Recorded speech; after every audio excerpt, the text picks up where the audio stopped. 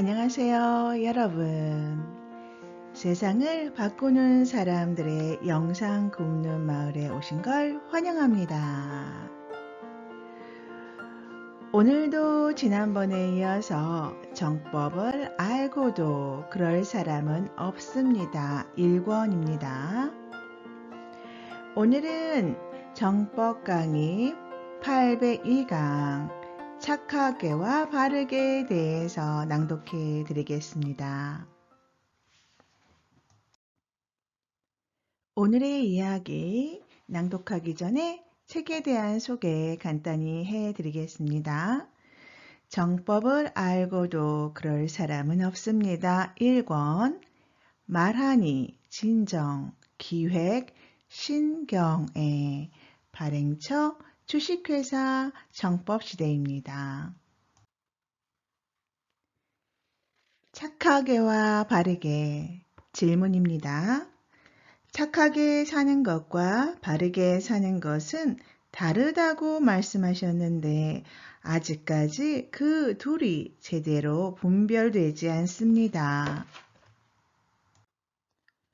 답변입니다. 바르게 사는 것과 착하게 사는 것, 이것을 어떻게 분별하느냐? 냉철한 것을 바른 것이라 합니다. 예를 들어 자식이 돈을 조금 부탁하는데 내 자식이니까 내 것이 모두 자식 것이라고 생각하고 돈을 그냥 준다면 이것은 바른 분별이 아닙니다. 자식이 돈을 부탁하면 어디에 쓸 것인지 이 돈을 주어도 되는지를 먼저 알아보아야 합니다. 자식이 이유도 설명하지 않고 그냥 돈을 달라고 할 때는 눈에 흙이 들어오는 한이 있어도 줄 수 없다고 해야 합니다. 그러나 자식 이야기는 들어보지도 않고 그냥 내 눈에 흙이 들어와도 안 돼 하는 것은 고집입니다.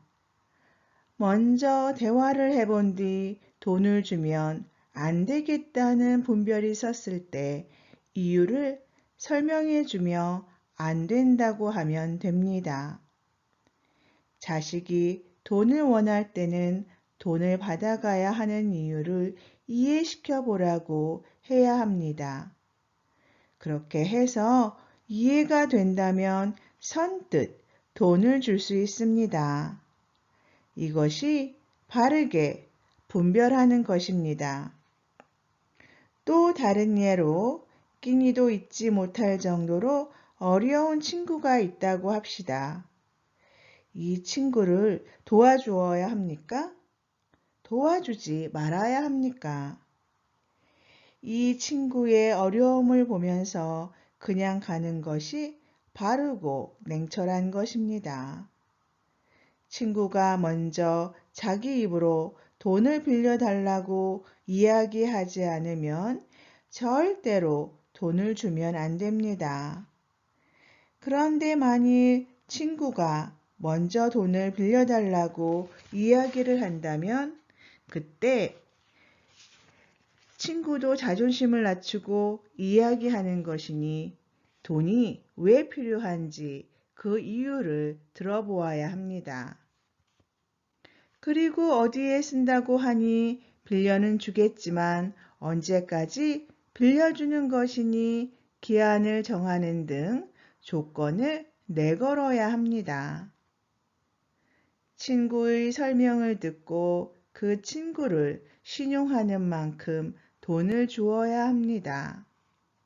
절대로 그냥 주면 안 됩니다. 돈을 그냥 주면 친구는 비굴한 짓을 한 것이 되고 나는 윗사람이 되는 것입니다. 돈은 분명하게 거래해야 합니다. 그렇게 하면 친구가 이 돈을 언제까지 갚겠다고 하겠지만 이 돈은 절대 갚을 수 없게 되어 있습니다. 이 돈을 갚지 못하면 그 다음에 분명히 또 빌리러 옵니다. 이때는 눈에 흙이 들어와도 주지 말아야 합니다. 만약 한 번 더 돈을 빌려주게 되면 그 친구는 갈수록 면역이 떨어집니다.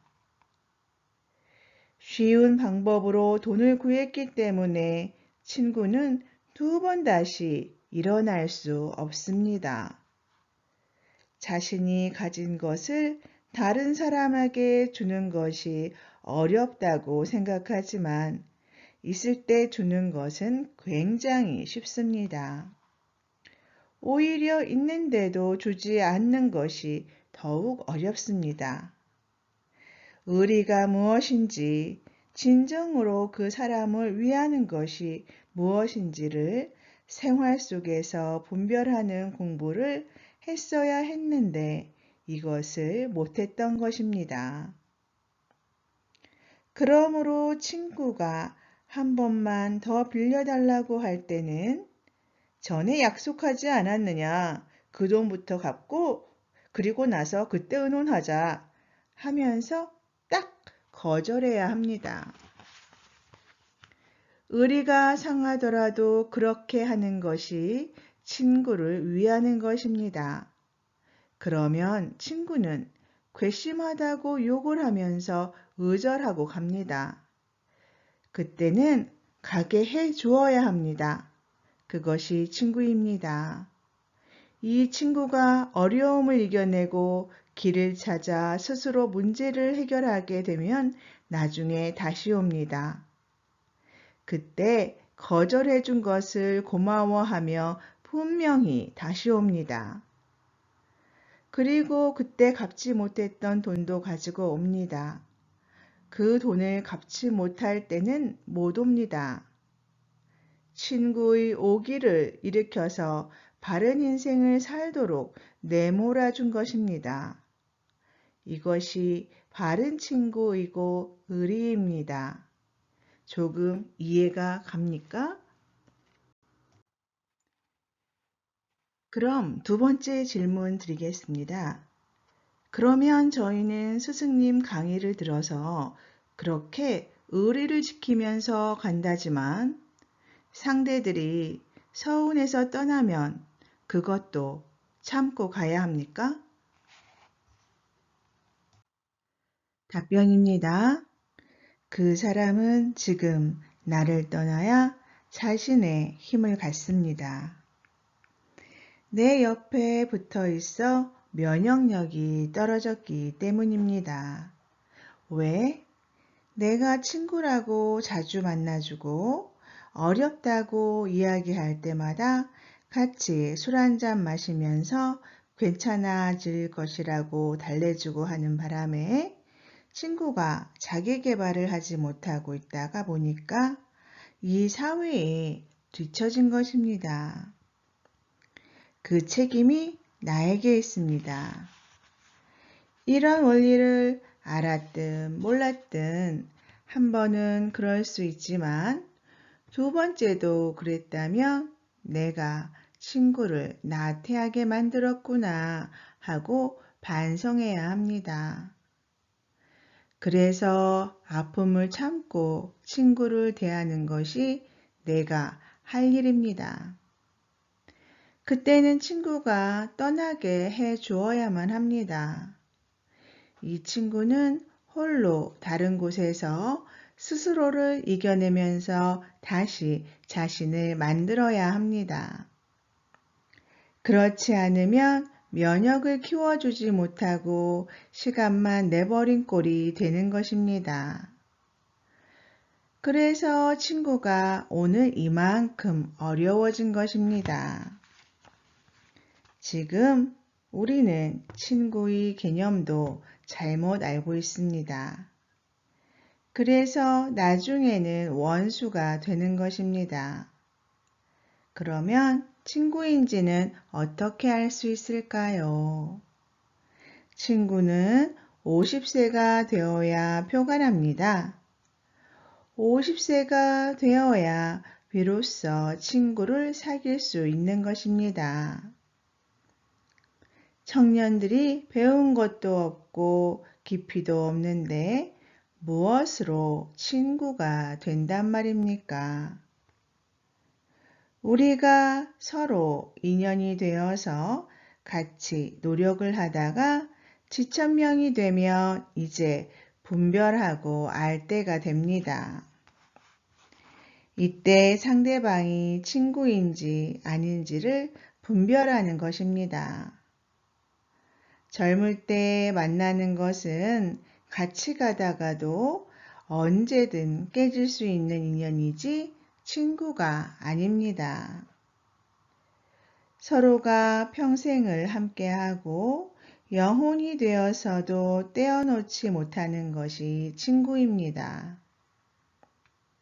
서로 도움을 주는 인연들이 만나서 잘 도우면서 50세까지 갔다면, 그래서 서로가 뜻이 맞고 서로에게 감사를 느낄 때 비로소 친구가 되는 것입니다. 친구 한 명을 얻었다면 인생을 멋지게 산 사람입니다. 이제부터 외롭지 않고 남은 인생을 멋지게 마무리하며 살 사람이라는 것이 거기에서 딱 표가 나는 것입니다. 그때 인생을 바르게 잘 살았다라고 이야기하는 것입니다. 그때부터는 삶이 절대 어그러지는 법이 없습니다. 툭 하면 내 친구라고 하던데 이 사람이 볼 때 아직 친구는 하나도 없습니다. 네, 지금까지 세상을 바꾸는 사람들의 영상 굽는 마을의 파란 수국이었습니다. 오늘은 여기까지고요. 오늘도 기쁘고 즐거운 하루 만드세요. 감사합니다.